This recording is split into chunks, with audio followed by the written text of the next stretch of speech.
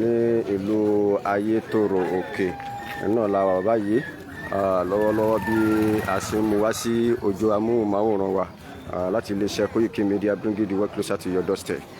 Òní ní í ṣe ọjọ́ kẹtàdínlógún oṣù karùn-ún ọdún 2025 tá a wà nínú rẹ̀ yìí láti lè wá fíṣítì àwọn èèyàn wa tí wọ́n wà níbí pẹ̀lú àwọn bàbá wa kábíyèsí ti ìlú Ayétòrò Òkè. Yorùbá nation, no going back.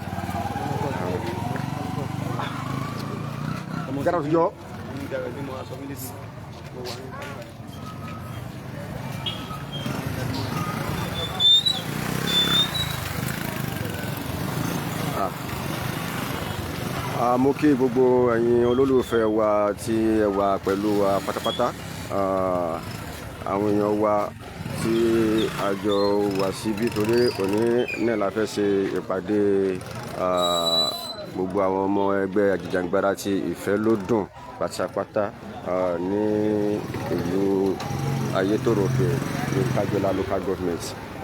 Ṣùgbọ́n nígbà tí ó ṣe wá láàánú pé ìgbà tí a dé ìlú yìí a bá àwọn bàbá wa kábíyèsí nínú ọ̀pọ̀ ńlá kan àti Ọlọ́run kó bá wa tẹ́ ẹni náà sí afẹ́fẹ́ rere, ọba àtẹ́sáfẹ́fẹ́ rere.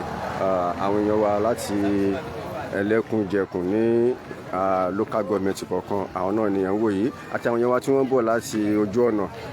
Kété tí a bá ti kó lọ́dọ̀ bàbá wa níbí, a ó lọ bẹ̀rẹ̀ ìpàdé náà ní pẹrẹwu.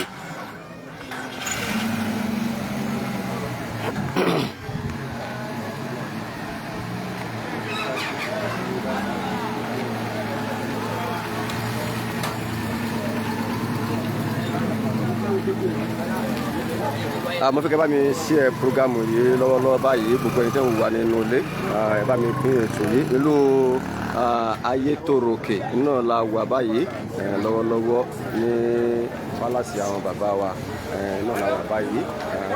Pé a ó máa lọ sí ibi tí a ó ti ṣe ìpàdé. Ẹ bá mi pín ètò yìí káàkiri.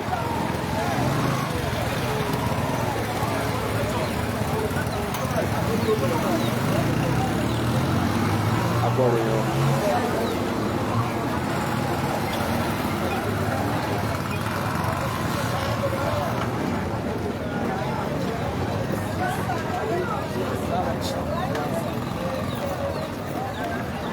Koiki Media, bringing the world closer to your doorstep.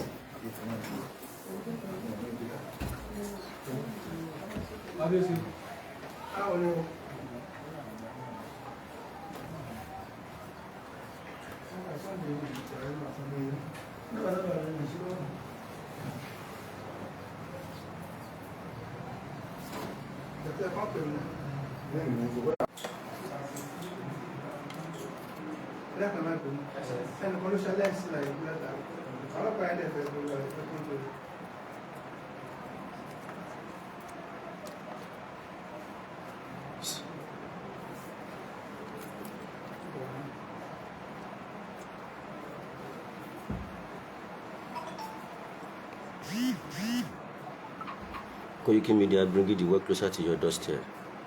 Gẹ́gẹ́ bí mo ti sọ fún wa nígbà tí a dé inú ìlú Ayétòròkè nínú pálásì bàbá wa Kábíyèsí, ibẹ̀ ni a wà lọ́wọ́lọ́wọ́ báyìí. Ẹ má gbàgbé pé mo sọ fún wa pé ìṣẹ̀lẹ̀ kan ló ṣẹlẹ̀.